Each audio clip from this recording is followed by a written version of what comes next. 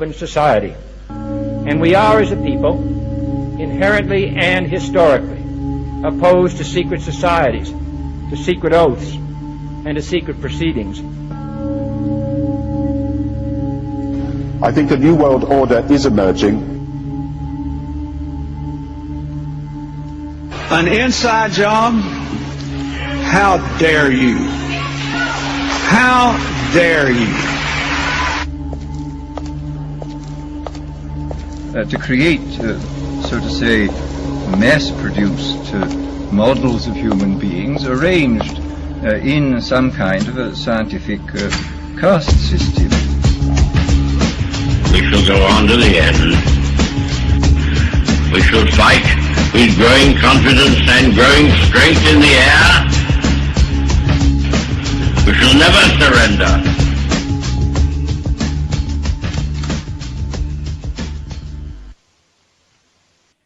Good day, everybody. This is UCY.tv with the Solvinur Event. I'm your host, Walter, coming to you from the Netherlands. It's the 30th of January 2016. And if you go to UCY.tv, there's a chat link there. Some of the people have already found it. Vince, Tomato, JJ, Jane, EDF, Cracker, Capt, Gringo, and Atox, and one on. Welcome everybody. If you want to join in, you can via Skype. Contact me at Solvinur, Solvinur, and I will get you on air. So last week we were reading from Plato's writings. We were somewhere around 3/4 of the way, and it was very difficult to read.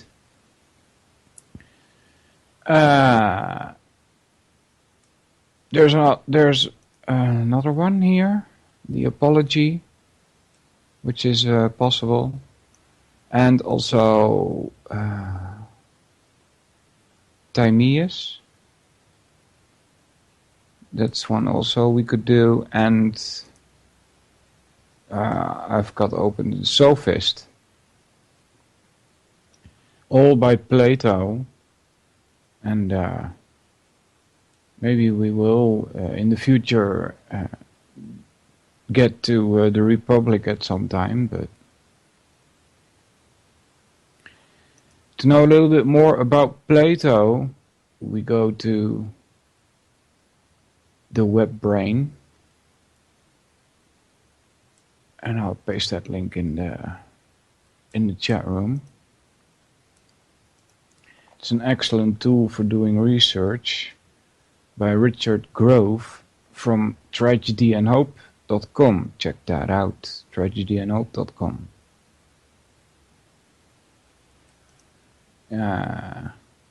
Play around with it a little, notice the little bars here and there. Try some keys on the keyboard, see what they do.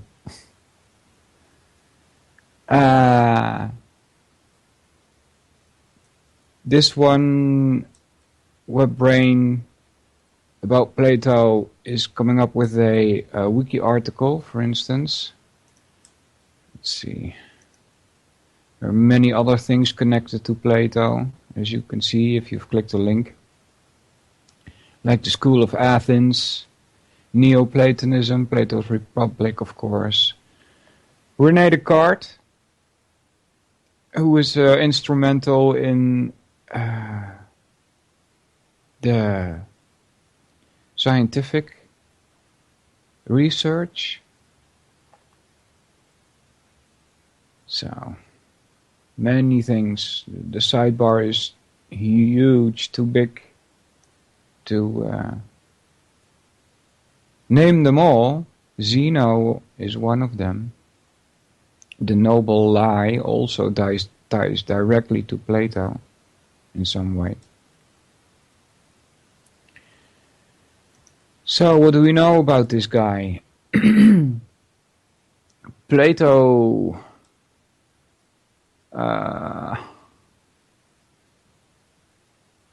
is from 428 or 427 or 424 or 423.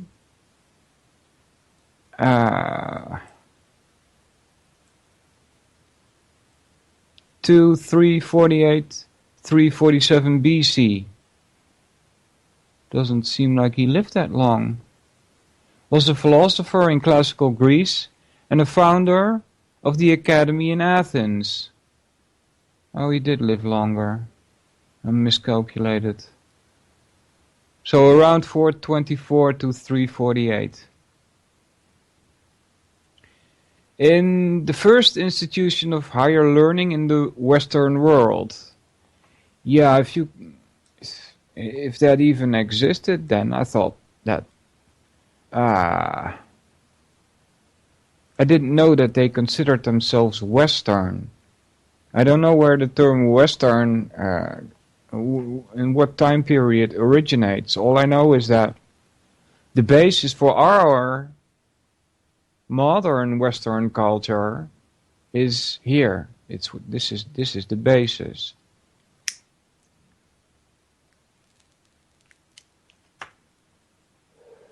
He is widely considered the most pivotal figure in the development of philosophy, especially the Western tradition. Yeah, that's the way I read this is ancient Indian philosophy has had a great influence on Western tradition, because a lot of Plato's ideas are worded in another way, but the meaning of it comes across also in Indian philosophy. A lot of it. Unlike nearly all of his philosophical contemporaries, Plato's entire oeuvre is believed to have survived intact for over 2,400 years. Seriously. Why would you assume that? Or believe that? No, it's kind of hard to know when things are missing. Like, you don't know what you don't know.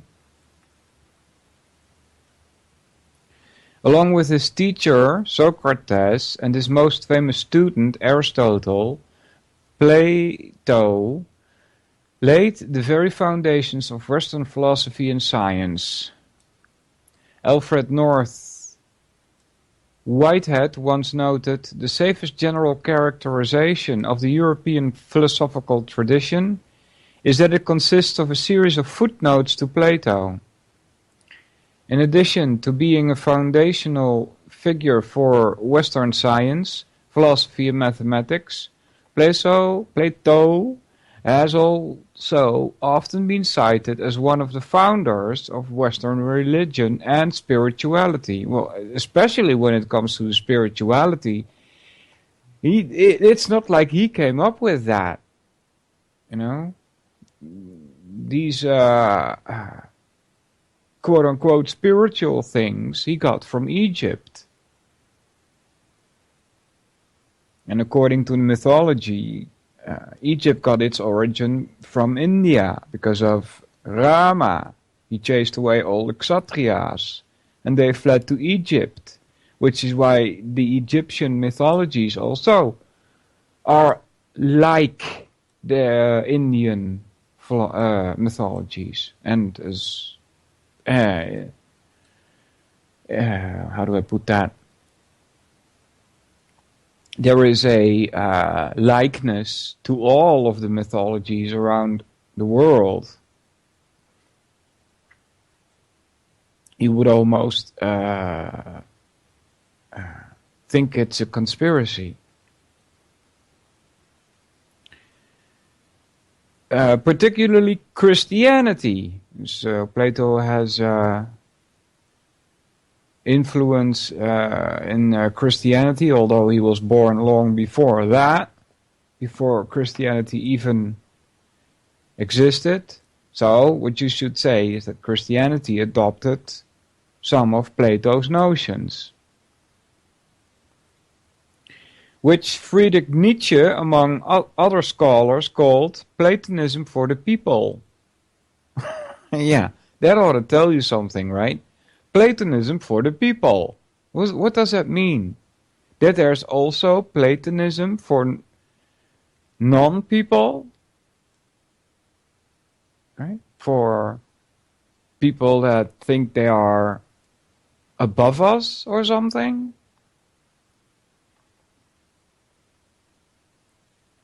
Plato's influence on Christian thought is often thought to be mediated by his major influence on Saint Augustine of Hippo, one of the most important philosophers and theologians in the history of Christianity. Yeah, you know, the reason why, at least that's my conclusion, the reason why theology and philosophy had to be merged is because of the church. And why did the church need to have their clause in philosophy? Because philosophy is the basis of science. And so they had to find out if there is a scientific way to prove the existence of God. And also, by that, claim authority. See?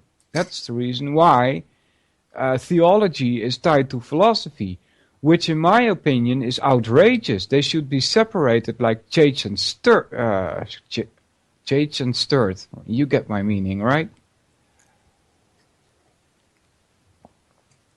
Plato was the innovator of the dialogue and dialectic forms in philosophy, which originated with him. Plato appears to have been the founder of Western political philosophy. Yeah, that's another one. Politics and philosophy should be separated as state and church also. Because politics has to do with rule of people. Philosophy has to do with the search for truth. Those things do not jive together well.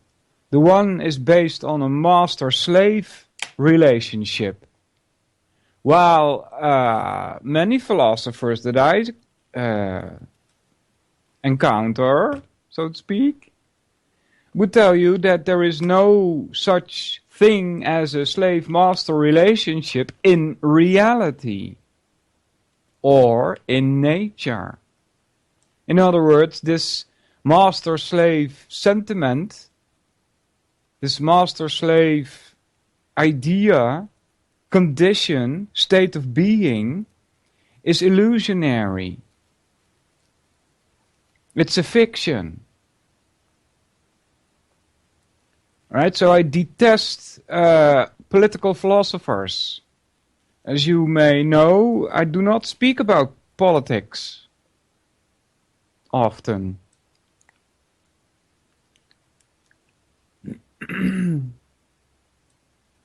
So the whole setup of the branches of philosophy, metaphysics, epistemology, ethics. Okay, with ethics, it's already starting to enter the influence of, to enter the field of influence of many people. When you're talking about ethics, about morals. Alright, why would a philosopher have anything to say about how other people should act? You should figure that out for yourself, shouldn't you?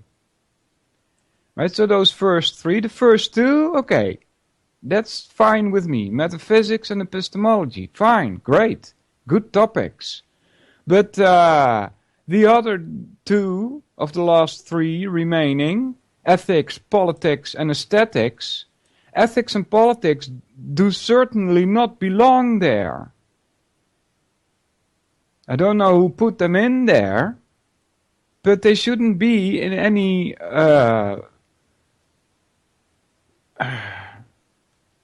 diagram of what philosophy is supposed to be made up of.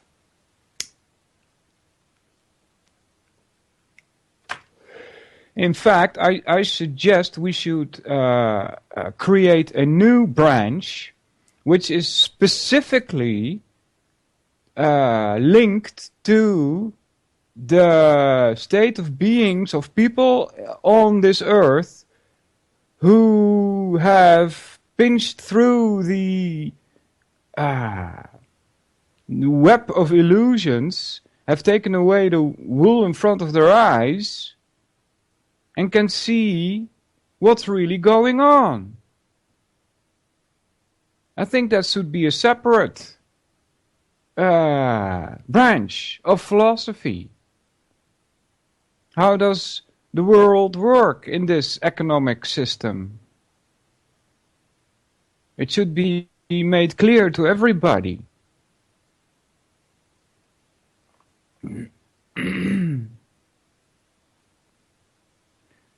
Okay, where was I? Political philosophy.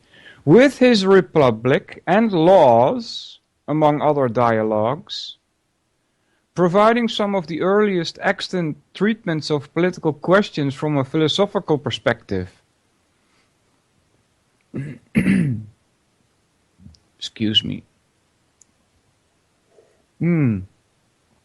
Coffee. I hope you guys also have something to drink.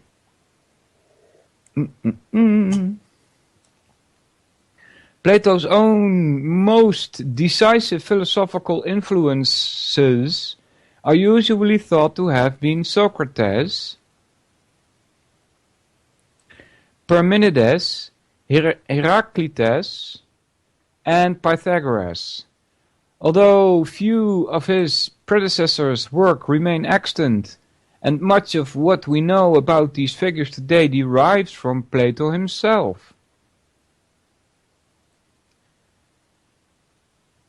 The Stanford Encyclopedia of Philosophy describes Plato as one of the most dazzling writers in the Western literary tradition, and one of the most penetrating, wide-ranging, and influential authors in the history of philosophy.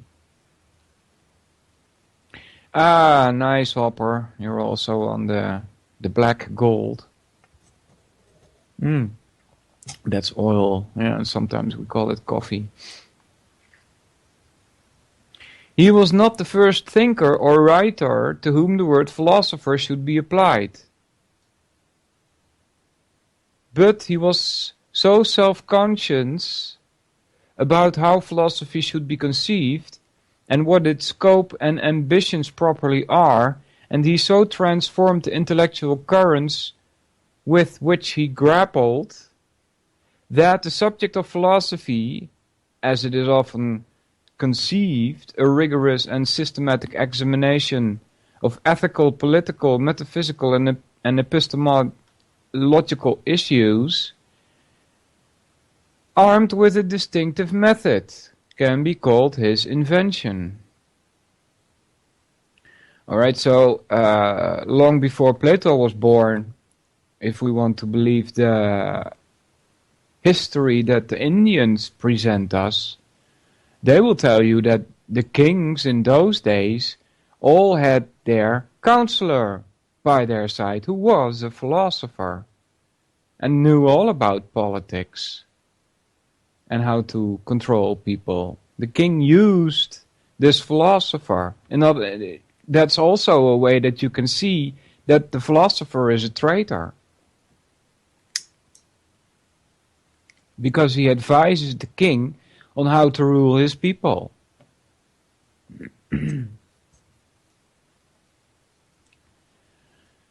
Continuing, armed with a distinctive method, can be called his invention, we just did that. Few other authors in the history of Western philosophy approximate him in depth and range. Perhaps only Aristotle, who studied with him, Aquinas and Kant would be generally agreed to have been of the same rank. Okay. Due to lack of surviving accounts, little is known about Plato's early life and education. The philosopher came from one of the wealthiest and most politically active families in Athens. Yeah. That's telling also. The philosopher came from one of the wealthiest and most politically active family in Athens. So you can see why they have an interest in Plato being a philosopher. It's not like that by chance among the people of Greece a significant mind was born into a body which was human and came up with the philosophy as Plato did. No, this one had to come from a wealthy and most politically active family. You can see that there's an agenda going on here.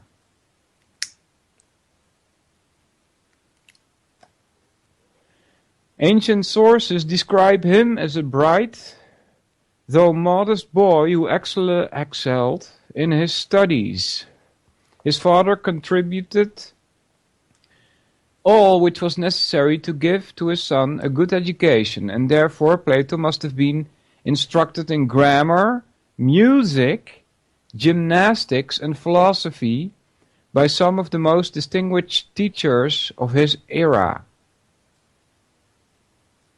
Alright, so the gymnastics probably has to do with the Olympian style of the Greek society. I have no clue, guys, if that's true, but that's just what's coming up in my mind. Because I haven't studied Greek culture at all, to be honest with you. The grammar and music, I don't see why there's only 2 of the 7 or 9 or 11 liberal arts, however many there are mentioned here.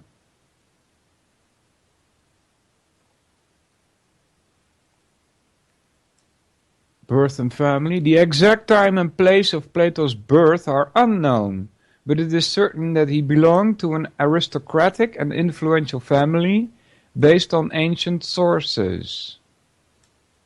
Yeah.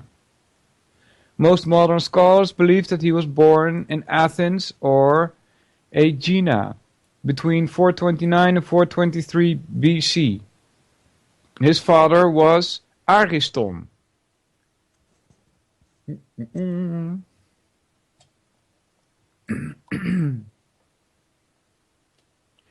According to a disputed tradition reported by Diogenes Laertius, Ariston traced his descent from the king of Athens, Codrus, and the king of Mycenae, Melanthus. So he's even of royal descent. Plato's mother was Perictione, something like that, whose family boasted of a relationship with the famous Athenian lawmaker and lyric poet Solon.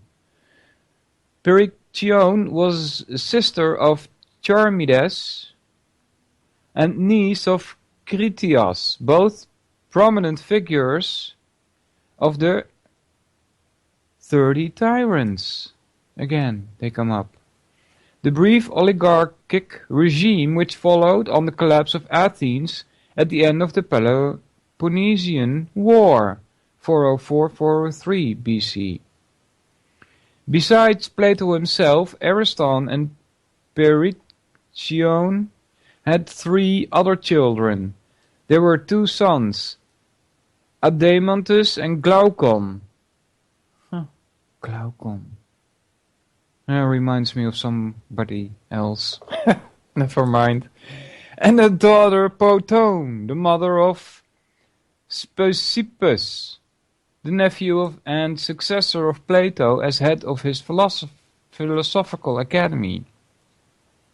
The brothers Adeimantus and Glaucon are mentioned in the Republic as sons of Ariston, and presumably brothers of Plato. But some have argued they were uncles. But in a scenario in the Memorabilia, Xenophon confused the issue by presenting a Glaucon much younger than Plato.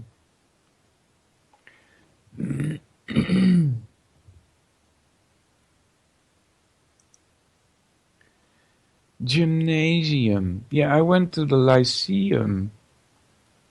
Jane MC. Gymnasium. Sports. A room or building equipped for indoor sports. Gymnasium, an academic high school in some Central European countries, especially Germany, that prepares students for the university. Yeah, I don't know if it's still the same today, but that's how we used to do it in the Netherlands. You get university level is much later, of course, but you get different preparing schools for university.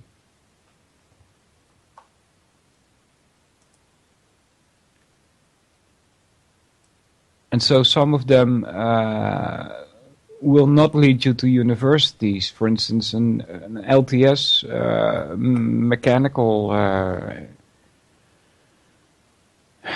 something will get you your diploma and you will go to work in most cases. That will not happen if you go to a gymnasium. I believe in my time, if I remember correct, that's a 6-year education before you go anywhere else. And that's after 6 years of school, right? So that's already 12 years you've been in school. And then then after doing gymnasium, could have been 4 years, but I'm not sure anymore, that you are able to go to a university. More of Jane MC. A feature of all ancient Greek communities, it is a gymnasium. At first it was merely an open space, later with extensive facilities and including training for the mind as well as the body. Hence its use in German from 1500 as a name for high school, more or less paralleling a sense also in Latin. In English it has remained purely athletic, for the continental high school sense, English in 19th century, sometimes used gymnastical as an adjective, gymnasiast for student. All right.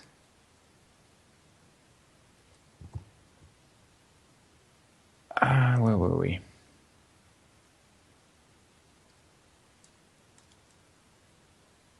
The traditional date of Plato's birth, 428, 427, is based on a dubious interpretation of Diogenes Laertius, who says, when Socrates was gone, Plato joined Cratylus, the Heraclesian, and Hermogenes, who philosophized in the manner of Parmenides.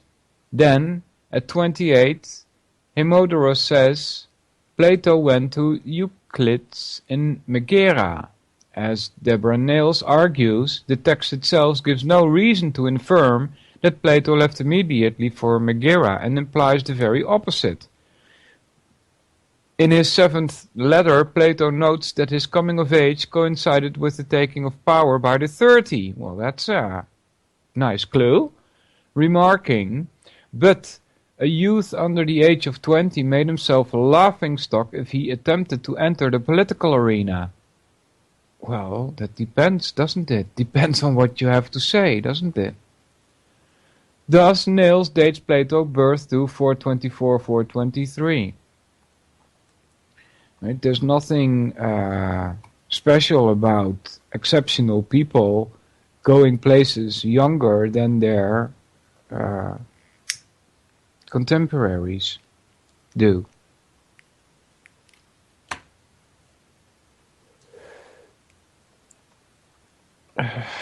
According to some accounts, Ariston tried to force his attentions on Perictione, but failed in his purpose.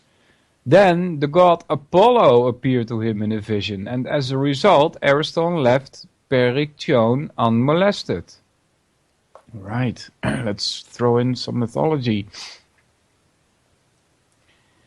Another legend related that, when Plato was an infant, bees settled on his lips while he was sleeping, an augury of the sweetness of style in which he would discourse about philosophy.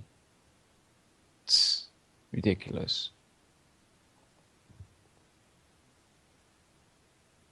Ariston appears to have died in Plato's childhood, although the precise dating of his death is difficult. Perictione then married Pyrilampus, his mother's brother, who had served many times as an ambassador to the Persian court and was a friend of Pericles, the leader of the democratic faction in Athens. Pyrilampus had a son from a previous marriage, Demus, who was famous for his beauty. Perictione gave birth to Pyrilampus' second son, Antiphon, the half-brother of Plato, who appeared in the Parmenides. All right.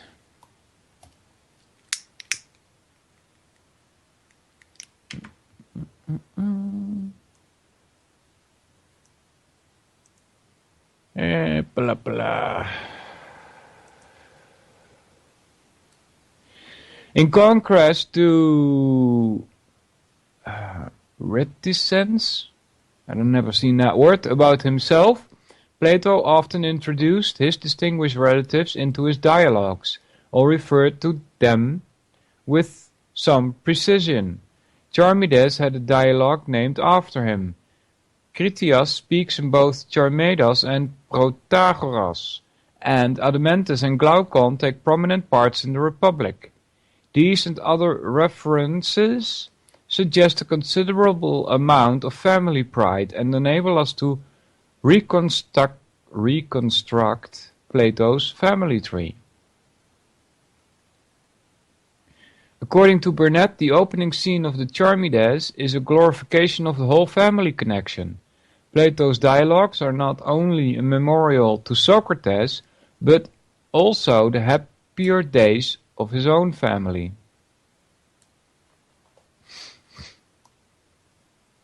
According to Diogenes Laertius, the philosopher was named Aristocles, not to confuse with Aristotle's.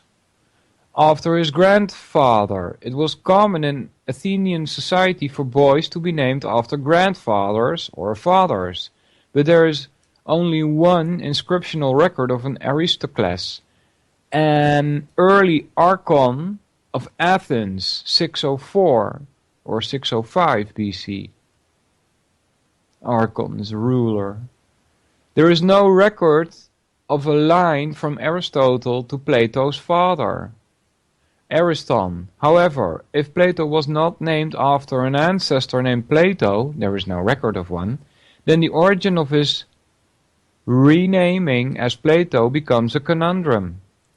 The sources of Diogenes account for this fact by claiming that his wrestling coach, Ariston of Argos, dubbed him Platon, meaning broad, or an accent of his robust figure, or that Plato derived his name from the breadth of his eloquence, or else because he was very wide, across the forehead. I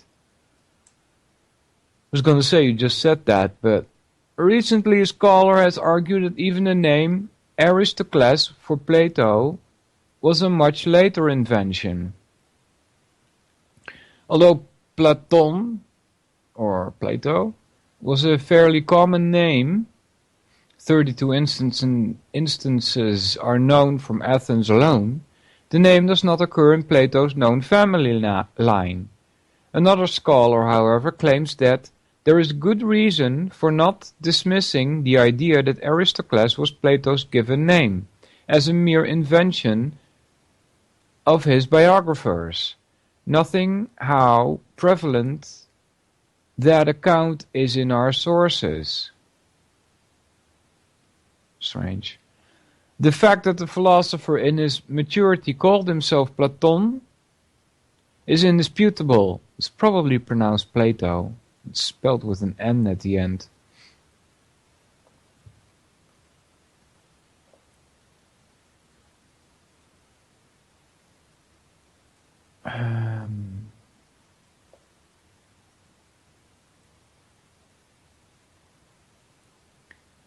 But the origin of his naming must remain moot unless the record is made to yield more information.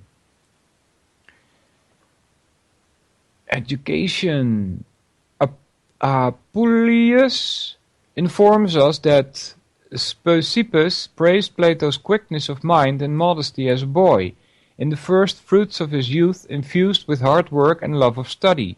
Plato must have been instructed in grammar, music, and gymnastics by the most distinguished teachers of his time. Dicarchus, something like that, went so far as to say that Plato wrestled at the Isthmian Games. What the heck is that? Wrestling, apparently. Plato had also attended courses of philosophy before meeting Socrates. He first became acquainted with Cratylus, a disciple of Heraclitus, a prominent pre-Socratic Greek philosopher, and the Heraclitean doctrines. W.A. Bordy argues that an Athenian openness towards a wider range of sexuality may have contributed to the Athenian philosopher's openness towards a wider range of thought, a cultural situation Bordy describes as polymorphously discursive. Although Socrates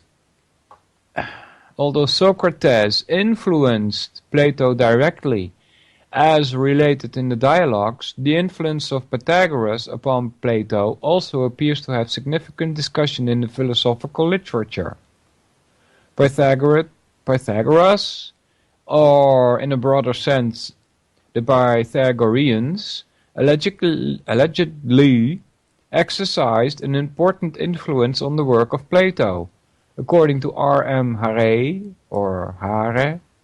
this influence consists of 3 points. 1. The Platonic Republic might be related to the idea of a tightly organized community of like-minded thinkers, like the one established by Pythagoras in Croton. 2.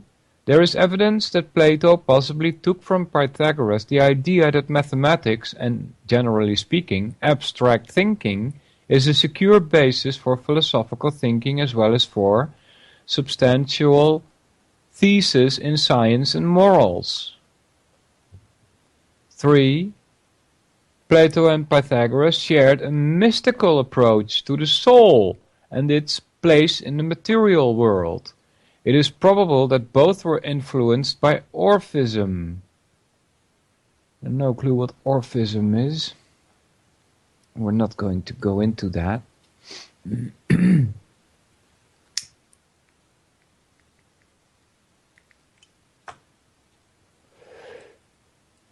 I still don't know what to think about that. Plato and Pythagoras shared a mystical approach to the soul. A mystical approach to the soul, right? It would have to be mystical, because the soul cannot be sensed. There has to be a way of knowing, quote-unquote knowing, the soul without using your eyes, ears, feelings, smell, touch. I don't know what to think about this, because the ancient philosophers that have gone before us have come up with this idea of the soul and it being responsible for life, right? They will claim that it's not the amino acids and some jolt of electricity or whatever that creates life. No, according to them, there is a different kind of energy. It's the best way I can put it right now. There is a different kind of energy which makes use of the material world and makes it come to life. And the link that they, or the, maybe not a link, the property or attribute that they also assign to the soul is consciousness. So, this means that, in their view, consciousness is not something that can be created by adding material molecules or atoms or whatever put together.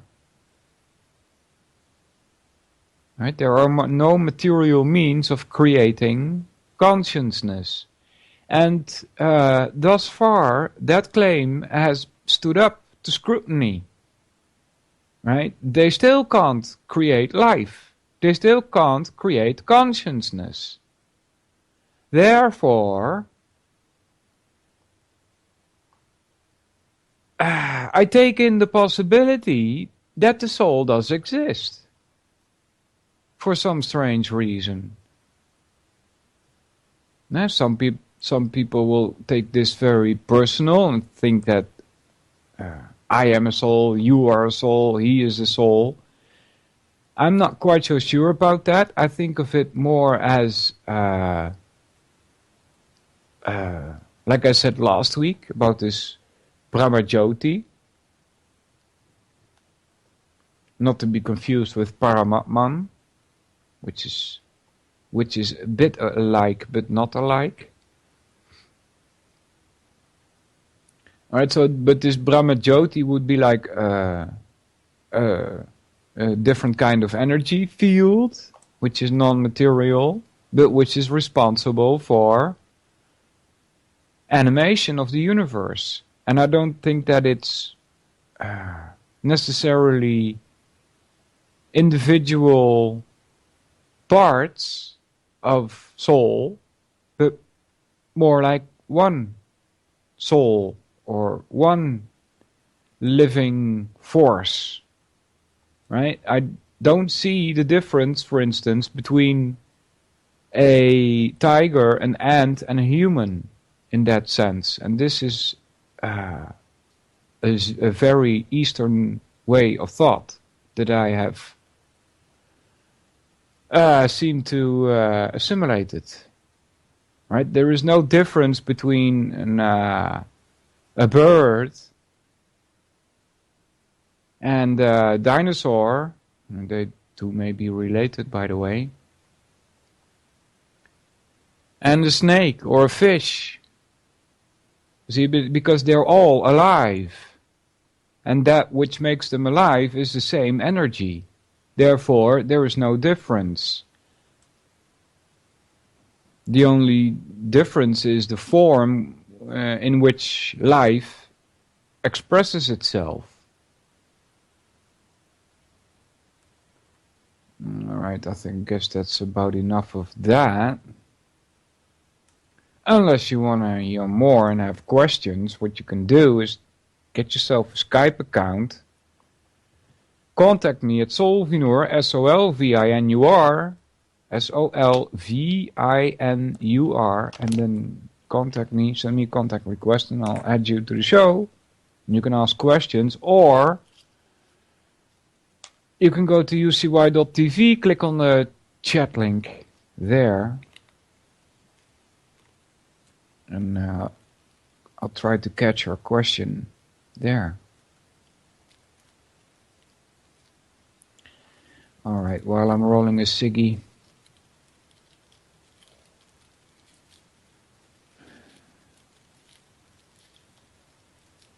Aristotle claimed that the philosophy of Plato closely followed the teachings of Pythagoreans, and Cicero repeats this claim. They say Plato learned all things Pythagorean. Next is Plato and Socrates with the main article Socratic problem. And then we open that in the next tab.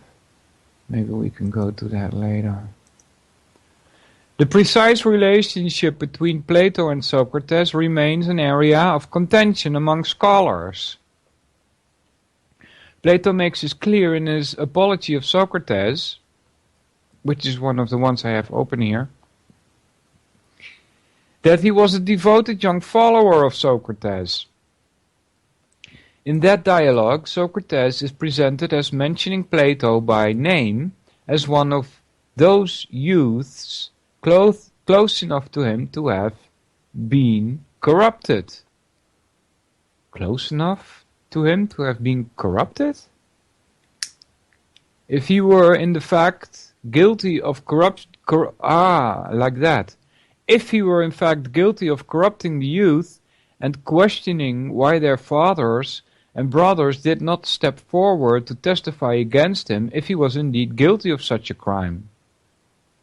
Later, Plato is mentioned along with Crito, Critobulus, and Apollodorus as offering to pay a fine of 30 minas on Socrates' behalf, in lieu of the death penalty proposed by Meletus. In the Phaedo, the titled character lists those who were in attendance at the prison on Socrates' last day, explaining Plato's absence by saying Plato was ill. Plato never speaks in his own voice in his dialogues. In the second letter it says, "No writing of Plato exists or will ever exist, but those now said to be his are those of a Socrates become beautiful and new." Interesting. In the letter is Plato's the final qualification, no, not in, if the letter is Plato's, the final qualification seems to call into question the dialogue's historical fidelity. In any case, Xenophon and Aristophanes seem to present a somewhat different portrait of Socrates from the one Plato paints. Some have called attention to the problem of taking Plato's Socrates to be his mouthpiece, giving Socrates his reputation for irony and the dramatic nature of the dialogue form.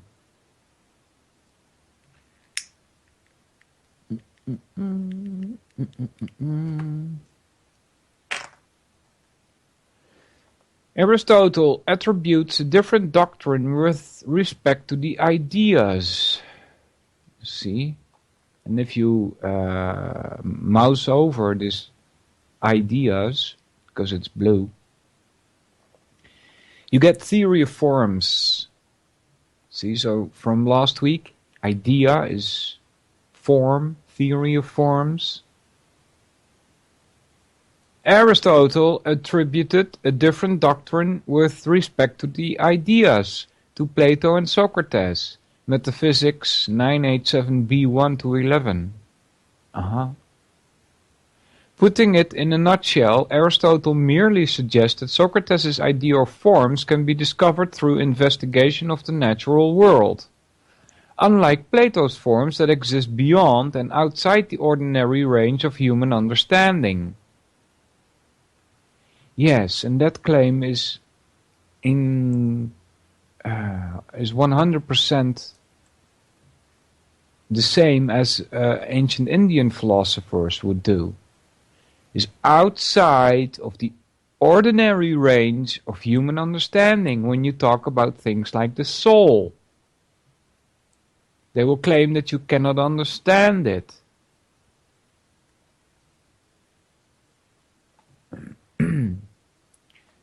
The reason why they claim that you cannot understand it is because they will see the mind as a sixth element.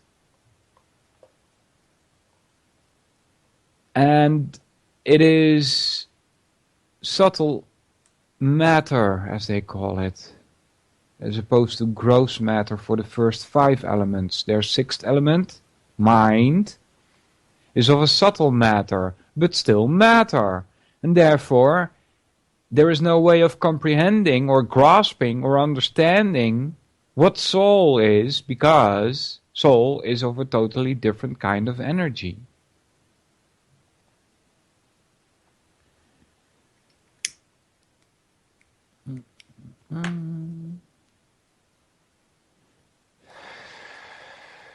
Later life. Plato may have traveled in Italy, Sicily, Egypt and Cyrene, Libya, said to have returned to Athens at the age of 40. Plato founded one of the earliest known organized schools in Western civilization on a plot of land in the grove of Hecademus or Academus. The academy was a large enclosure of ground about 6 stadia outside of Athens proper. One story is that the name of the academy comes from the ancient hero Academus. Another story is that the name came from a supposed former owner. This sentence doesn't make sense. Another story is that the name came from a supposed former owner, a citizen of Athens also named Academus. Yet another account is that it was named after a member of the army of Castor and Pollux, and an Arcadian name, Echemidas. Alright, so academia is the academy. So they're talking about a word here which is supposed to represent a school, right? Now you would think that they would name this thing something like school, right? Or education center, right? Why does the academy have to be tied to something like a name?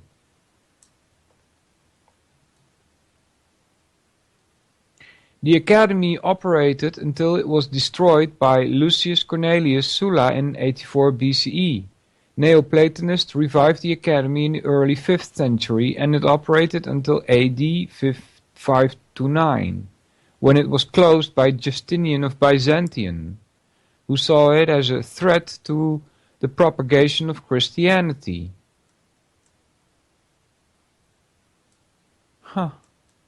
Many intellectuals were schooled in the academy, the most prominent one being Aristotle. Throughout his later life, Plato became entangled with the politics of the city of Syracuse. Is that how you spell your name? Is that not a city somewhere? Copy.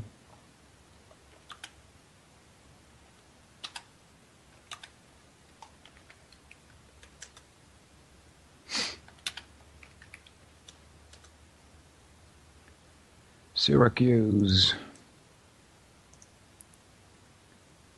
Throughout his later life, Plato became entangled with the politics of the city Syracuse. New York. State of New York. Ah, see? Well, now you know where it comes from. According to Diogenes Laertius, Plato initially visited Syracuse while it was under the rule of Dionysus. During this trip, Dionysus' brother-in-law, Dion of Syracuse, became one of Plato's disciples, but the tyrant himself turned against Plato. Plato almost faced death, but he was sold into slavery. Excuse me? Then Nicerius bought Plato's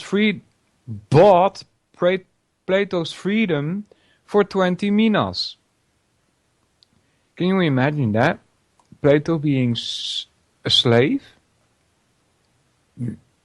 Does that make any sense when you consider his birth? From a wealthy and politically influential family? Does that make any sense?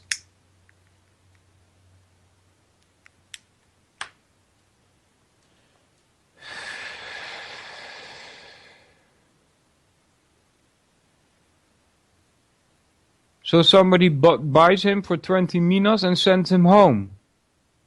Does that make sense to you? If you pay for somebody, and in those days it was apparently normal, this slave-master relationship, would you do that? Buy a slave and say, well, go home. Does that make any sense? After Dionysus' death, according to Plato's 7th letter, Dion requested Plato's return to Syracuse to tutor Dionysus II and guide him to become a philosopher king. When it was Plato himself that came up with the idea of philosopher king, as far as I know, anyway.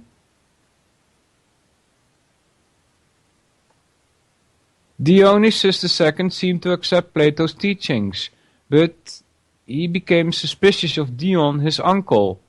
Dionysus expelled Dion and kept Plato against his will. Eventually, Plato left Syracuse. Dion would return to overthrow Dionysius and ruled Syracuse for a short time before being usurped by Callippus, a fellow disciple of Plato. Alright. What do we have, Jane? Syracusa. What's that? Listen? Does it mean listen? Shruti. Could it be linked to the word Shruti? Syracuse. Shruti. Possibly. Shruti is Indian for listen. Alright, so Syracuse, Italian, apparently, pronounced Syracusa, I don't know, listen. Sicilian, Sarause, Saragossa, Saragossa. Latin, Syracusa, ancient Greek, Syracusa, medieval Greek, is a historic city in Sicily, the capital of the province of Syracuse. The city is notable for its rich Greek history, culture, amphitheaters, architecture, and as the birthplace of the preeminent mathematician and engineer Archimedes. This 2,007-year-old city played a key role in ancient times when it was one of the major powers of the Mediterranean world. Syracuse is located in the southeast corner of the island of Sicily, right by the Gulf of Syracuse next to the Ionian Sea. Alright, thanks, Jane. This is about Plato's dying. A variety of sources have given accounts of Plato's death. One story, based on a mutilated manuscript. Let's see what the 50 says there. Reginos, 1976. One story suggests Plato died in his bed, whilst a young Thracian girl played the flute to him. Another tradition suggests Plato died at a wedding feast. The account is based on Diogenes Laertius' reference to an account by Hermippus, a 3rd century Alexandrian. According to Tertullian, Plato simply died in his sleep. Philosophy is next. Recurrent themes. Hold on, guys.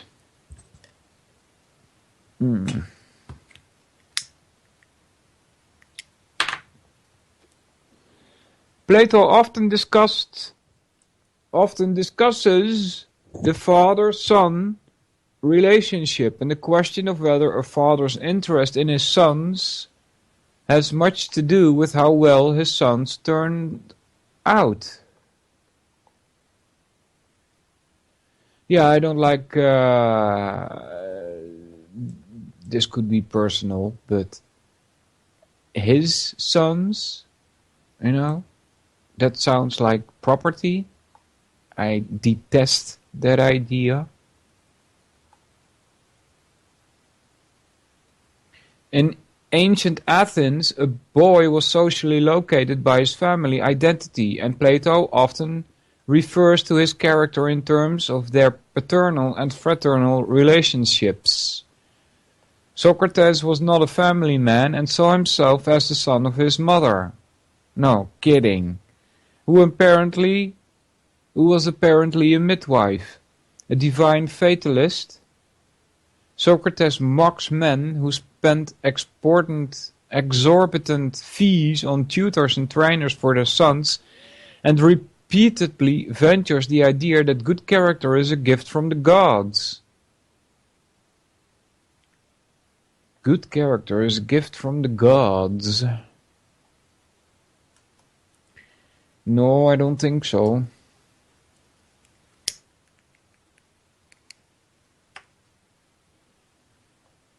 I think free will has something to do with this.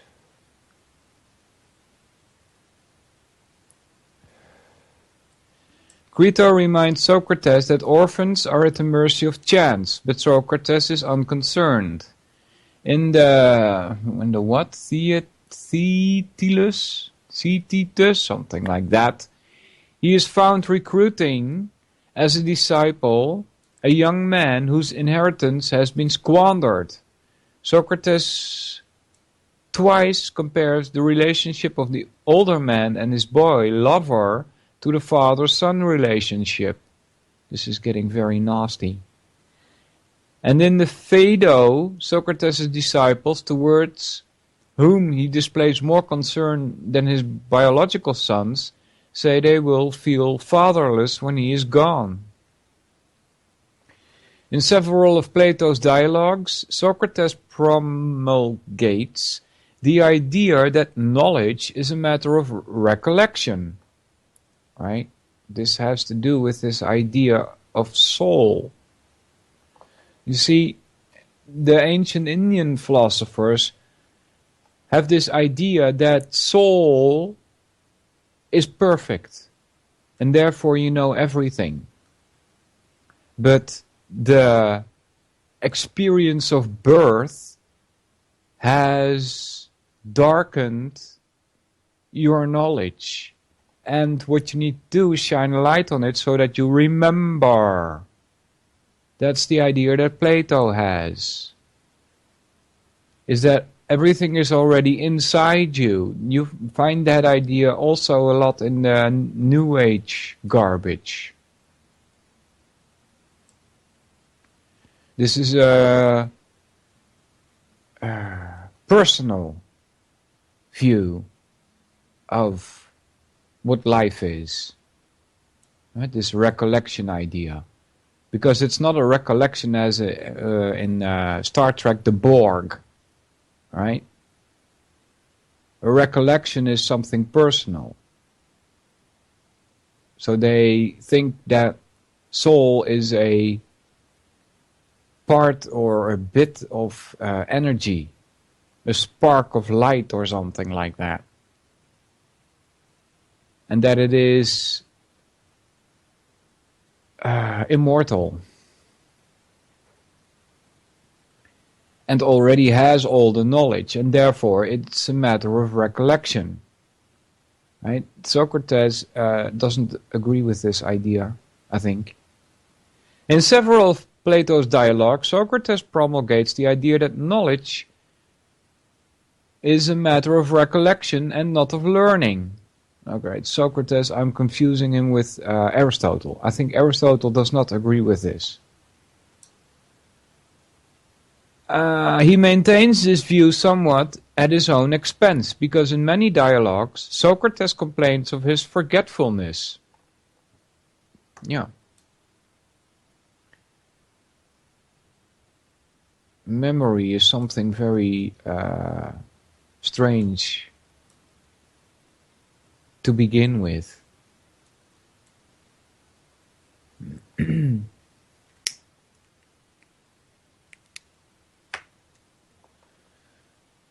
That seems to be something also that has a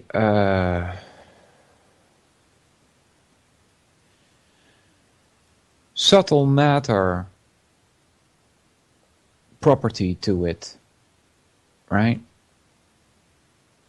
It's not gross matter, as in your five senses, although they are tied, of course. They provide the data which are incorporated in the memories.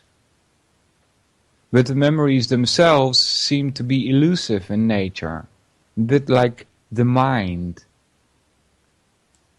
which is also vague and hard to grasp. Not impossible, but harder, more difficult to grasp, more difficult to approach. And the same goes for memories. There's something that was bugging me about this. Memory, if you tackle this topic, you also come across forgetting, right? And say, for instance, I forgot a name, as you know, I do many times. And let's say, for instance, I take this person, I don't remember his name now, and I really don't. This is a prime example. But I do know a lot of other things about him. Namely, that he was a former Nazi, that he was lucky enough to get into Operation Paperclip, that he was instrumental in the creation of NASA. But I can't remember his name. See, the thing is that I didn't really forget, because otherwise, how could I know that I've known his name before? I recollect that I knew his name. And if somebody types it in the chat, I will say, yes, of course, that was him. So you see, there is still like a pointer somewhere to this memory, except it's blank. It's like a blank pointer, you see. So what exactly is memory? Right? I don't think you could say that, well, you can just deduce that you must know this name because you know all the other facts. No, I don't think that's a valid argument. You can feel that you actually did know his name. But how can you know something that you don't know? See? So there's a very odd thing going on with what memory. Yes, Werner von Braun, Dan Cooper. Thank you. So you see that there's a strange thing with this memory.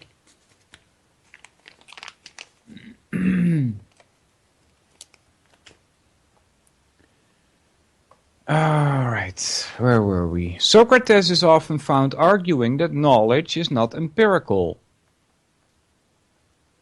And that it comes from divine insight. And in many middle period dialogues, such as the Phaedo, Republic, and Phaedrus,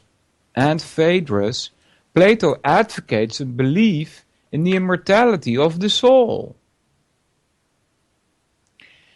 And several dialogues end with long speeches imagining the afterlife. More than one dialogue contrasts knowledge and opinion, perception and reality, nature and custom, and body and soul.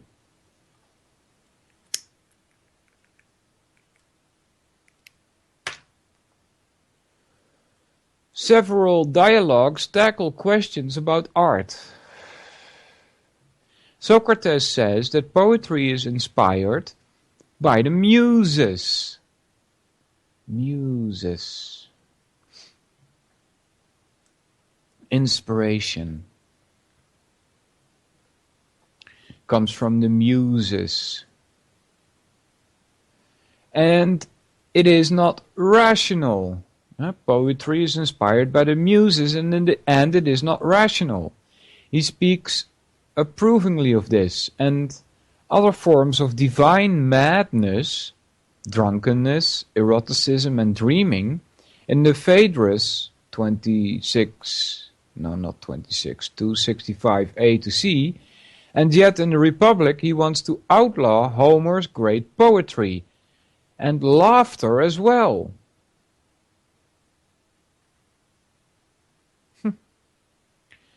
In Ion, Socrates gives no hint of the disapproval of Homer that he expresses in the Republic. The dialogue Ion or Lon, I don't know, suggests that Homer's Iliad functioned in the ancient Greek world as the Bible does today in modern Christian world, as divinely inspired literature that can provide moral guidance, if only it can be properly interpreted. Socrates and his company of disputants had something to say on many subjects, including politics and art, religion, science, justice, medicine, virtue, vice, crime, punishment, pleasure, pain, rhetoric, rhapsody, human nature and sexuality, as well as love and wisdom. Metaphysics, main article, Platonic realism. We're not going to open that. Platonism is a term coined by scholars to refer to the intellectual consequences of denying, as Plato's Socrates often does, the reality of the material world. Right? So Plato's Socrates often denies the reality of the material world. It's also a very Eastern way of thinking. You know what they call it? Maya. I'll type that in the chat so you can actually look it up. This is what they call it. Maya. M-A-Y-A. It's an Indian term. It means illusion, but it also means a special kind of energy emanating from God. Right? So that's where they got it from. This is very, very old thought. The reason why one of the reasons why they call it Maya or illusion is that it changes. That's one of the main reasons, I would say. Because in their view, in their philosophy, truth or existence or reality does not change. I tend to agree with it, but there's problems arising. There are contradictions arising when you take that point of view. It's a bit problematic.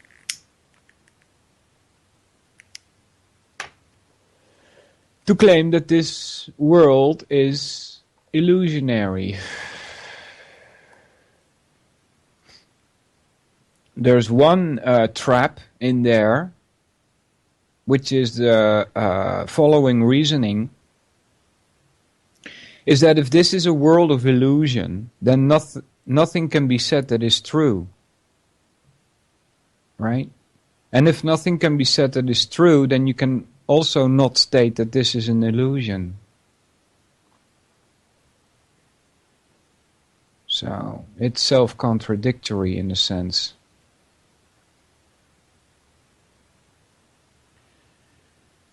In several dialogues, most notably the Republic, Socrates inverts the common man's intuition about what is knowable and what is real. He inverts the common man's intuition about what is knowable and what is real. Alright, so to me, as a noob philosopher that I am, knowledge and reality are two things that are unbreakably tied, because reality and knowing must go together, because you cannot know something that is not real.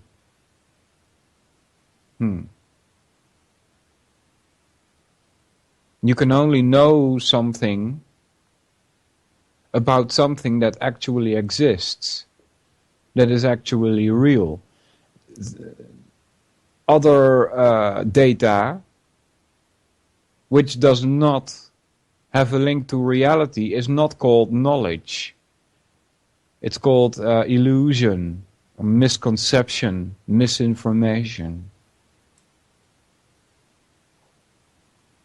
Well, most people take the objects of their senses to be real, if anything is. Socrates is contemptuous of people who think that something has to be graspable in the hands to be real.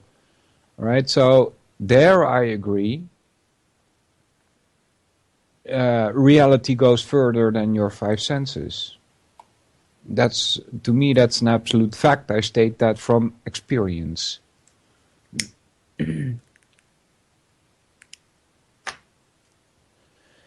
In the Theaetetus, he says such people are amosio or something, an expression that means literally happily without the muses. In other words, such people live without divine inspiration that gives him, and people like him, access to higher insights about reality. Yeah. Socrates' idea that reality is unavailable to those who use their senses is what puts him at odds with the common man. All right. Again, this idea that reality is unavailable to those who use their senses is purely 100% Eastern philosophy. Right? This is supposed to be the basis of the Western world, right? But there are all these ancient Eastern ideas in this.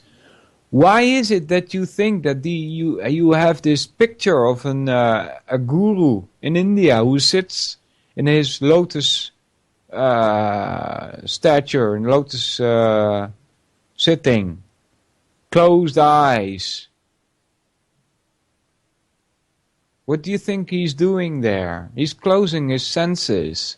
As the Indian scriptures say, he's acting as a turtle who also can withdraw his senses. See? That's what he's doing. That's where the idea comes from, that you cannot use their senses to come into contact with reality. Right? I think that's an insane idea.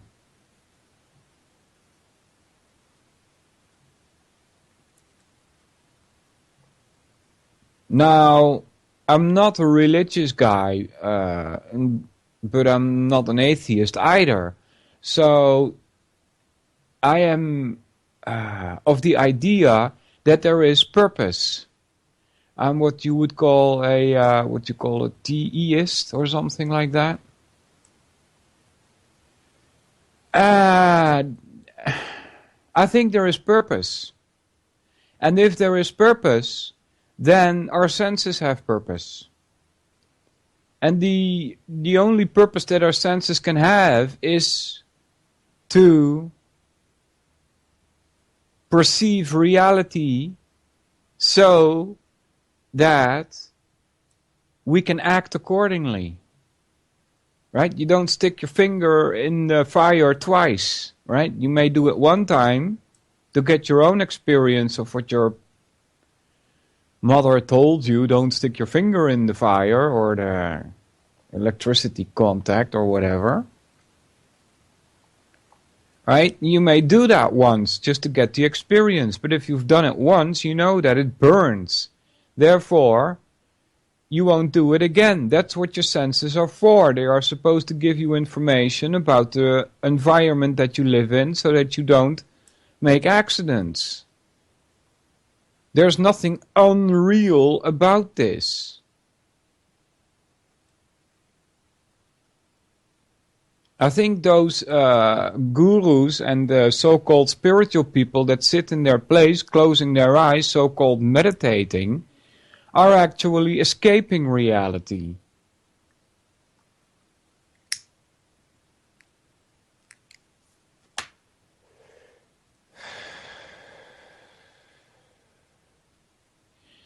Let's try this again. Socrates' idea that reality is unavailable to those who use their senses is what puts him at odds with the common man and with common sense.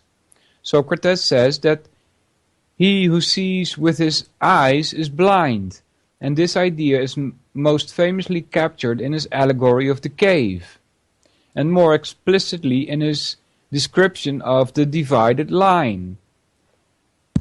Yeah, that's allegory of the cave. I'm going to assume most of you have heard of it. The divided line is something we might get into. I think it's a philosophical problem of some sort. I'm not quite sure. I don't remember exactly. The allegory of the cave. I'm not quite sure this is supposed to tie to the invalidity of the senses. I tend to disagree with that. I think it's much more deeper and much more hideous than that.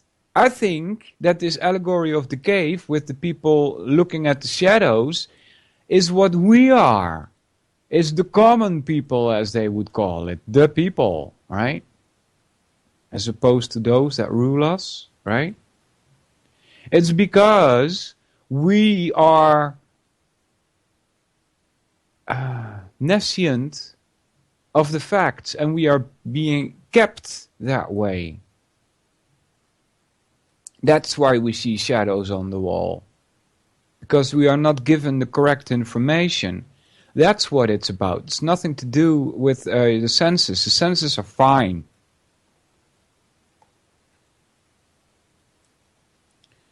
The allegory of the cave is a criminal story, in my opinion.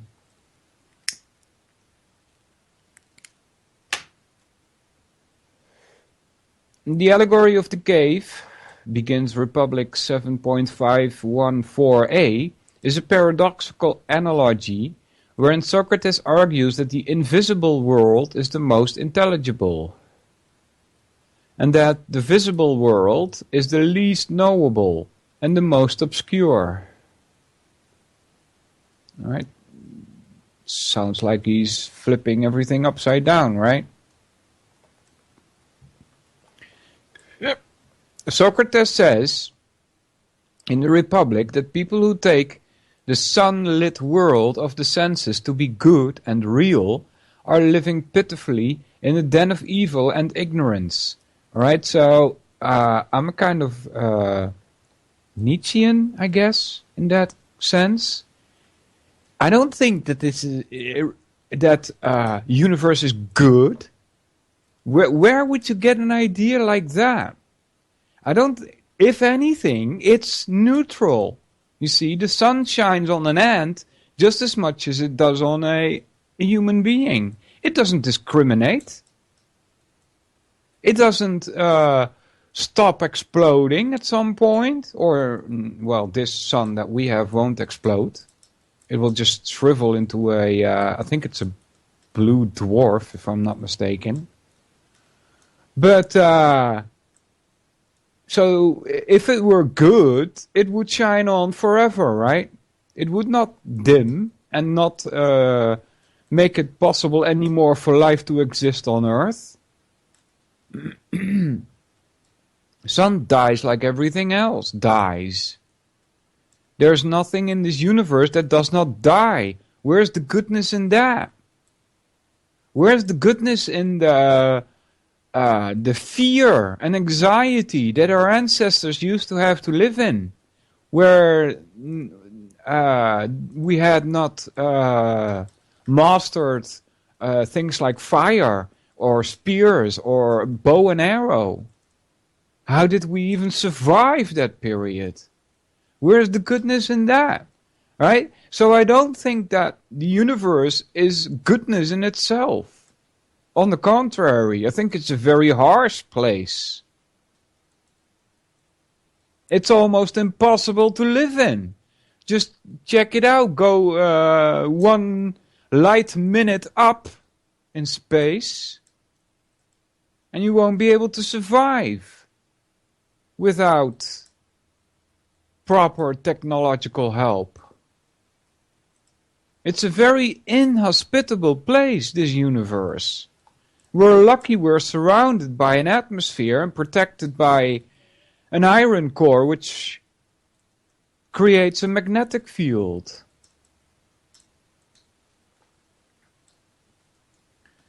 So no goodness. The only thing I do think is that it's real, right? Let's try this again. Socrates says that in the Republic, the people who take the sunlit world of the senses to be good and real are living pitifully in the den of evil and ignorance. Socrates admits that few climb out of the den or cave of ignorance, and those who do not only have a terrible struggle to attain the heights, but when they go back down for a visit or to help other people up, they find themselves objects of scorn and ridicule. Well, that's a sign for us. This is a perfect analogy of what we are. We are the ones that have climbed up. We are the ones that have pierced through the trick that has been played upon us. And what happens to us if we try to convince other people? You get scorn and ridicule, don't you? Oh, you're just a crazy conspiracy theorist. Right?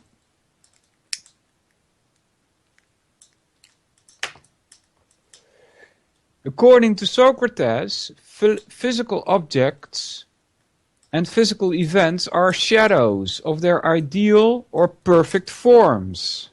Again, this is an idea that comes back from Eastern philosophy, from India. They will say, and I got this literally, that whatever happens here on earth is a direct reflection of what happens in their so-called unknowable absolute world.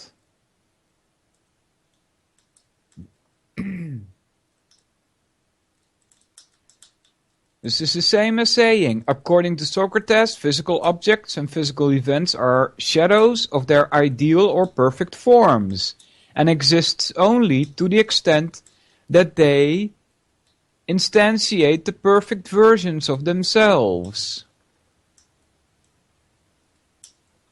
I love the voice, Sol. I'm sorry, it's probably my tone in which I say things or something. Well, thank you, Cap. No, well, why don't you call in? You got a half hour left. We want to know what you sound like, Cap. Contact me at Skype, SOLVINUR. Come on air and talk something, say something. Say something.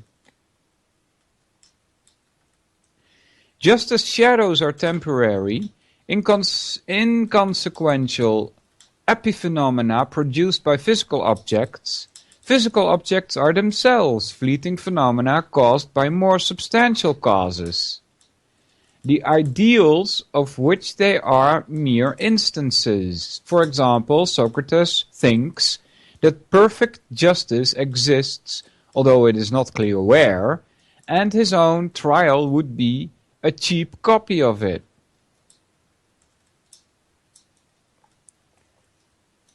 Alright guys, hold on, I need to roll a new ciggy. You know what cap sounds like, Vince? Damn it, I don't.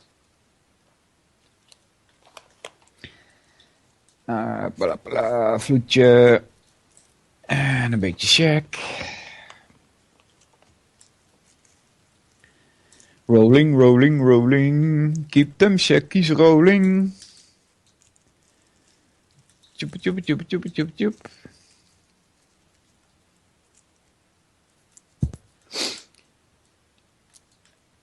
All right, here we go. Almost ready.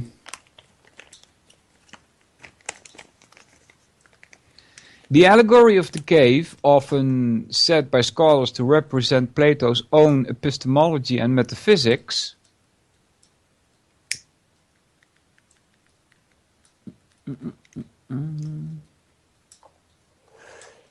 is intimately connected to his political ideology. Yes, of course it is. Where do you think he gets his idea of a philosopher king from? Anyway, we'll get there.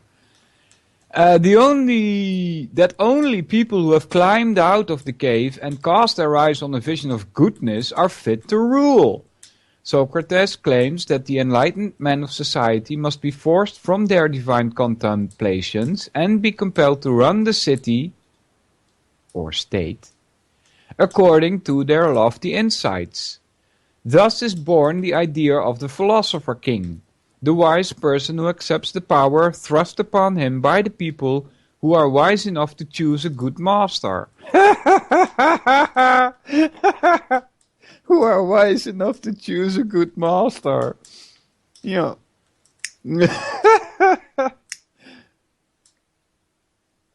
Okay, Cap.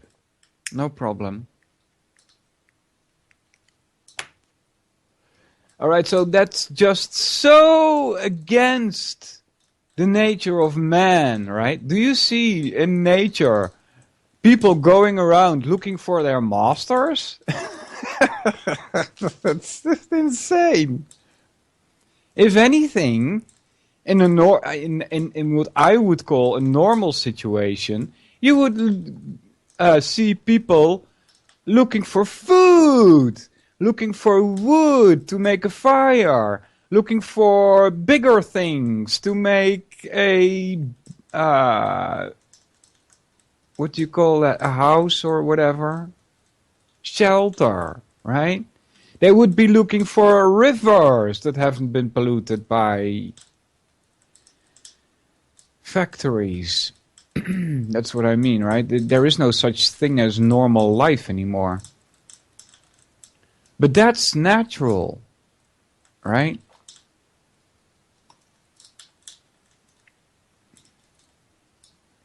You don't go around looking for a master. If you are living in what I would call this normal reality, you might be looking at the person in the group that is best at throwing spears to catch the meal of the day, right? You might look at him as an example and try to copy that. If you're so inclined to, maybe you are more of a kind of person who likes to gather berries and learn all of the different leaves that you encounter, right? Or shrooms.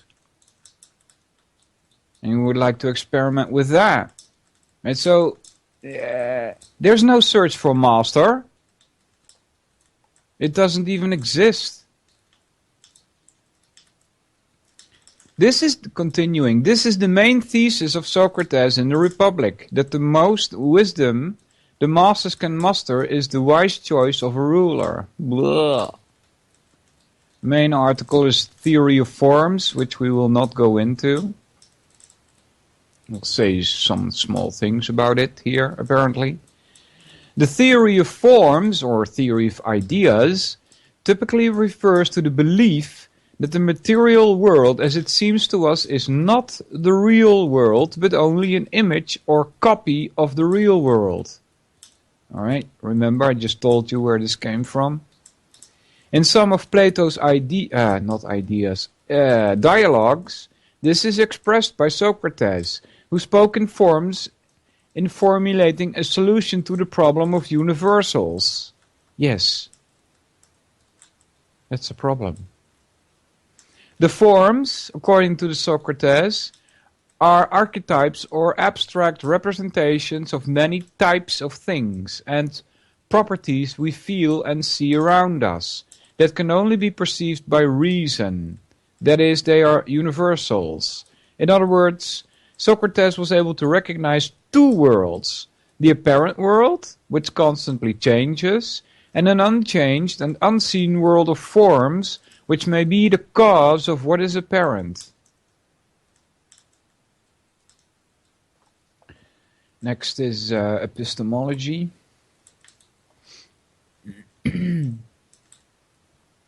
Many have interpreted Plato as stating, even having been the first to write, that knowledge is justified true belief. Yeah, I've heard that discussion more, also in this history of philosophy. Let me give you the right... hold on, this is in another browser. Let me give you the correct... history of philosophy without any gaps. If you Google that, you will get to a series of many podcasts. Let's see, they are at 245 at the moment. I am at 38, I think. 38, Down to Earth, Aristotle on Substance. Alright, so there you hear that also. This is, if you Google that, history of philosophy without any gaps, you get a Podbeam link. And that's the one. A lot of basic information there, very good. Very nicely represented, in my opinion, by the host.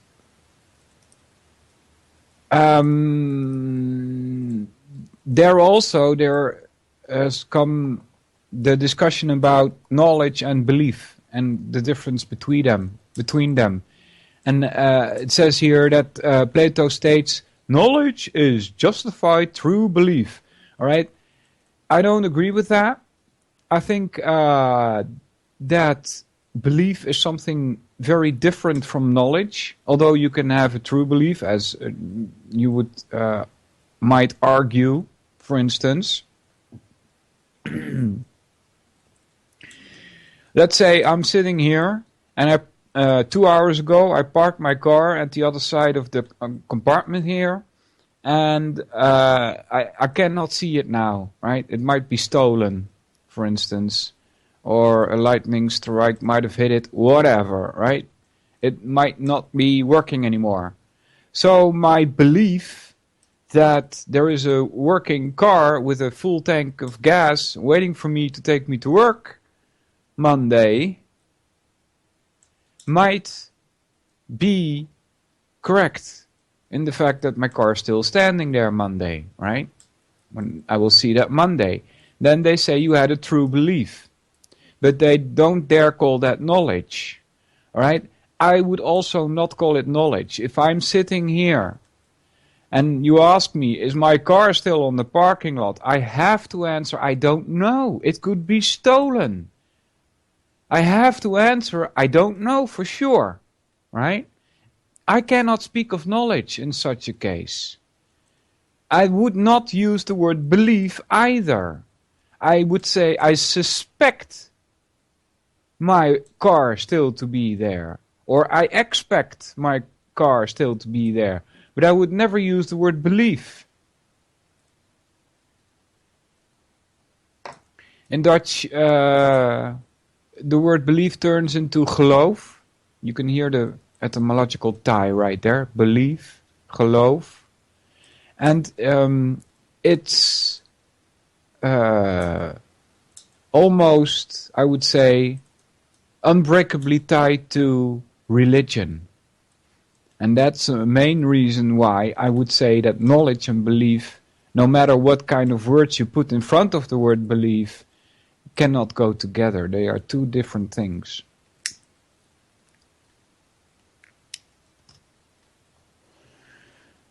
All right. An influential view that informed future developments in epistemology. Yes.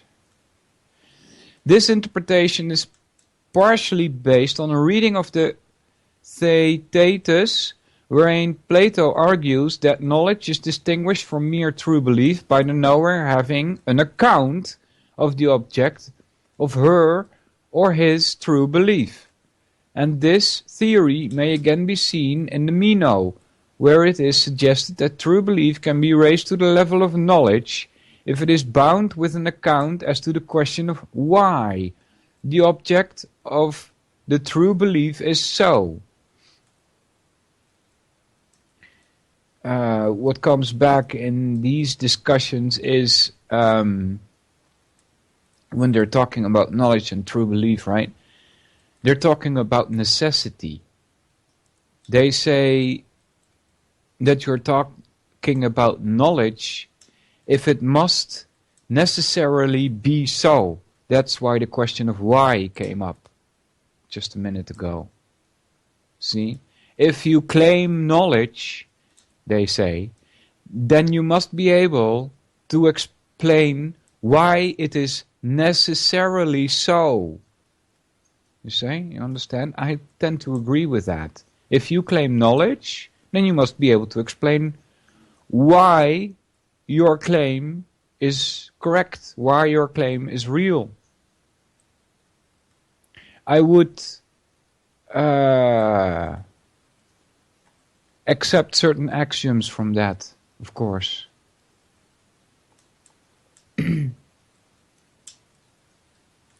Many years later, Edmund Gettler famously demonstrated the problems of the justified true belief account of knowledge. That the modern theory of justified true belief as knowledge, which Gettler addresses, is equivalent to Plato's, is accepted by some scholars but rejected by others. Plato himself also identified problems with the justified true belief definition in the Theaetetus, concluding that justification, or an account, would require knowledge of differentness. Alright, differentness, that's a form. Meaning that the definition of knowledge is circular. What do they mean with that? Circular reasoning? That's a fallacy. Meaning that that's strange, right? Plato himself also identifies problems, concluding that the justification or an account would require knowledge of differentness, meaning that the definition of knowledge is circular. If I right-click that circular, which is possible, you get circular reasoning, which is a fallacy. You can't use that kind of argument.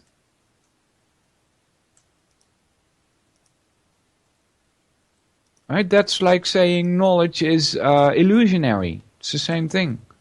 Later, in the Meno, Socrates uses a geometrical example to expound Plato's view that knowledge in this latter sense is acquired by recollection.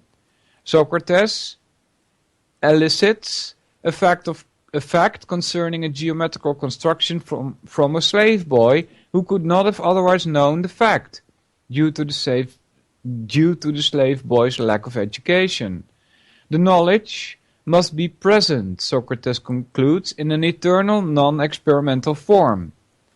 Right? There is this story about Plato trying to prove that knowledge has to be remembered. And what he did was he got this boy who supposedly knew nothing about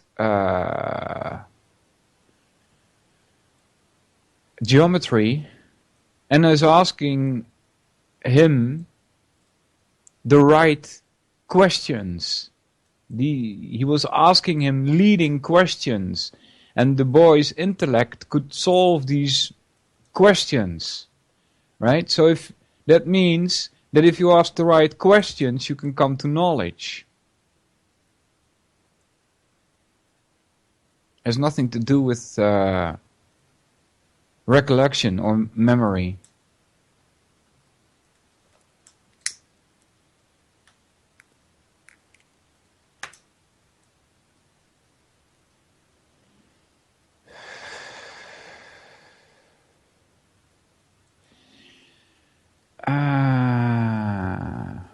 The knowledge must be present, Socrates concludes, in an eternal, non-experiential form. In India, they have knowledge in their metaphysics of the absolute world. It's called Sat Chit Ananda, and then also added Vigraha, but forget about the Vigraha for now. They call it Sat Chit Ananda, 3 words, Sat, Sit, and Ananda. Sat is the knowledge part. Sit is eternal, and Ananda is bliss. Those are the 3 elements that they use to describe the absolute world, or that of which you can have knowledge. In other dialogues, the Sophist, Statesman, Republic, and Parmenides, Plato himself associates knowledge with the apprehension of unchanging forms and their relationship to one another, which he calls expertise in dialect. Including through the processes of collection and division, more explicitly, Plato himself argues in the Timaeus that knowledge is always proportionate to the realm from which it is gained. In other words, if one derives one's account of something experientially, becomes the world a sense is in flux. The views therein attained will be more opinions, and opinions are characterized by a lack of necessity and stability. On the other hand, if one derives one's account of something by way of non-sensible forms, because these forms are unchanging, so too is the account derived from them. That apprehension of forms is required for knowledge may be taken to cohere with Plato's theory in the Theaetetus and Meno. Indeed, the apprehension of forms may be at the base of the account required for justification, in that it offers foundational knowledge, which itself needs no account, thereby avoiding an infinite regression.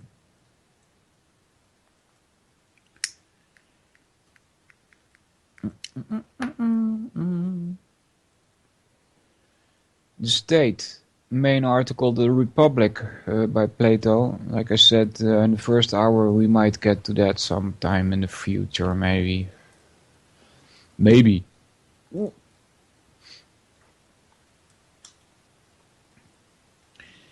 Plato's philosophical views had many societal implications. Yeah, now tie that back to what we said in the beginning of his birth. Especially on the idea of an ideal state or government. There is some discrepancy between his early and later views. Some of the most famous doctrines are contained in the Republic during his middle period, as well as in the Laws and the Statesman. However, because Plato wrote dialogues, it is assumed that Socrates is often speaking for Plato. This assumption may not be true in all cases. Plato, through the words of Socrates, asserts that societies have a tripartite class structure, corresponding to the appetite, spirit, reason structure of the individual soul.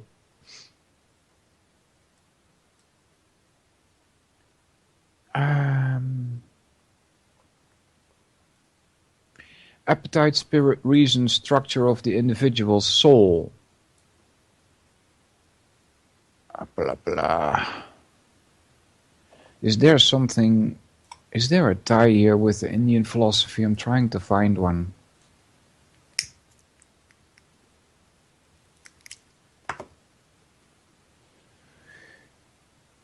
There seems to be, yes. I think this can be tied to the Indian caste system. Because the appetite, spirit, reason structure is used on people, not on souls. Right? The reason structure would be the Brahmana class, the spirit structure would be the Kshatriya class, and the appetite structure would come back in the two lower classes. And this is, again, how Plato sees a man, right? He sees it as divided in three. Your appetite, which means your survival, right? Things that you need. Then spirit. I think in those days it was. Well, I'm not quite sure what to say about spirit. Think of it as a lion. I think that Plato looked at it. The passionate side, right? That's indeed. It is now. I know it's absolutely tied to the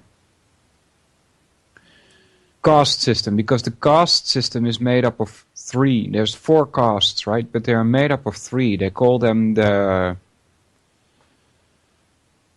modes of nature, and they call it ignorance, passion, and goodness. Right? That ignorance, passion, and goodness is the same as appetite, spirit, and reason. This is exactly where Plato got this from. He got this from the Indian philosophy of the modes of nature. They call them gunas. I'll type that in the chat also so you can actually check. Those terms that I use, guna, is an Indian term.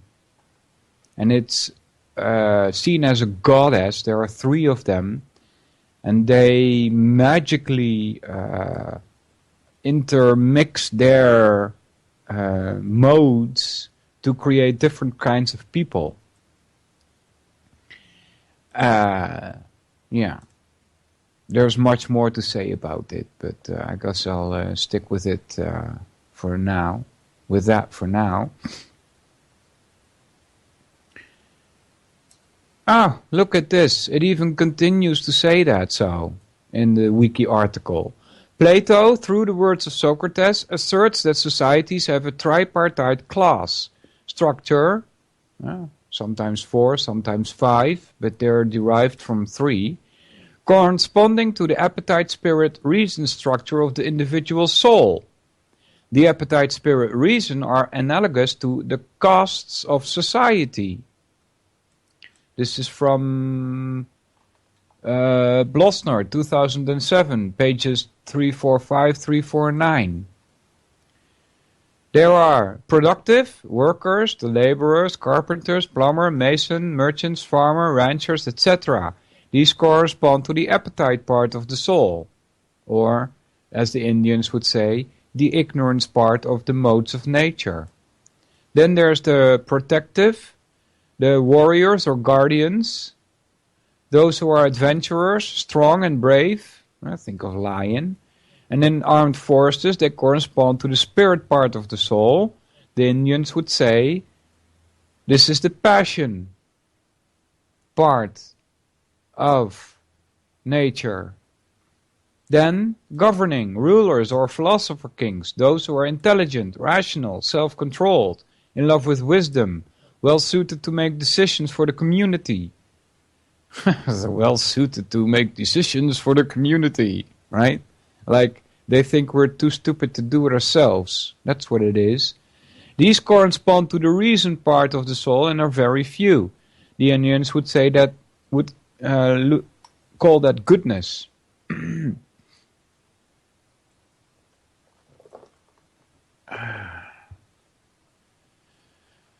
55, couple of minutes less. In the Timaeus, Plato locates the part of the soul within the human body. Yeah, so does the Indian philosophy. They place the soul inside your heart.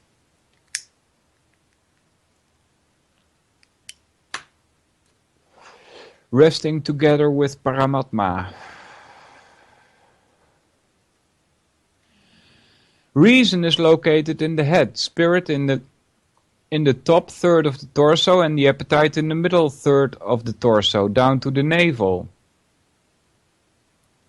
According to this model, the principles of Athenian democracy as it exists in his day are rejected as only a few are fit to rule. Instead of rhetoric and persuasion, Plato says reason and wisdom should govern. As Plato puts it, until philosophers rule as kings, or those who are now called kings, and leading men wait a minute, Plato. This has been going on, just as you say, in India for thousands of years. Look at the squalor these people are living in. These people are ruled by king philosophers. They dare call themselves Brahmas and think that they are the highest form a human can reach. Absolute arrogance. That is, until political power and philosophy entirely coincide. While the many natures who at present pursue either one exclusive and forcibly prevent from doing so, cities will have no rest from evils, nor, I think, will the human race. Yeah.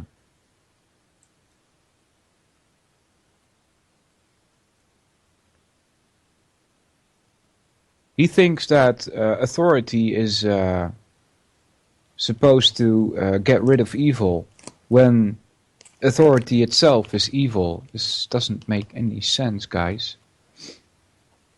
Plato describes these philosopher kings as those who love the sight of truth.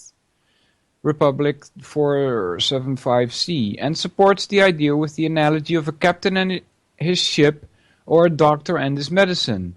According to him, sailing and health are not things that everyone is qualified to practice by nature. A large part of the Republic, then, yeah, that's another thing, right? That's ridiculous, right?